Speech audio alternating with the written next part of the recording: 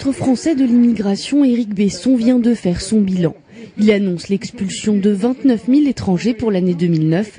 En signe de protestation, les membres de SOS Racisme appellent à un rassemblement et rebaptisent l'avenue de Flandre en boulevard de la honte. Chaque année, le gouvernement annonce les chiffres d'expulsés et se félicite, s'enorgueillit d'expulser 30 000 ressortissants étrangers par an. Le fait de rebaptiser cette avenue en boulevard de la honte, c'est un petit peu histoire de symboliser cette politique qui nous fait honte aujourd'hui. L'expulsion d'un étranger représentée ici par la mort d'une étoile. Pour chaque expulsion, c'est une famille qui s'endeuille et qui souvent se retrouve dans le désarroi total.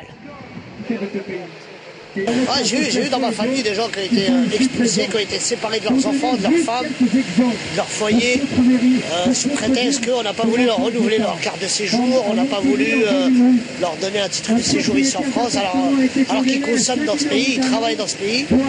Il y a certaines personnes qui cotisent pour ce pays et à la fin on les remercie en les renvoyant dans leur pays d'origine.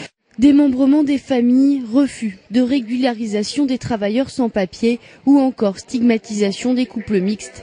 Des mesures qui montrent la détermination du gouvernement français à ne pas reculer sur sa politique migratoire.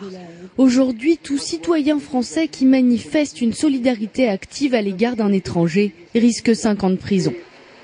En criminalisant l'immigration, on finit par criminaliser les valeurs mêmes de la République, et y compris les valeurs de solidarité. Or aujourd'hui, nous le voyons, après les immigrés, ce sont les Français qui se retrouvent aujourd'hui poursuivis.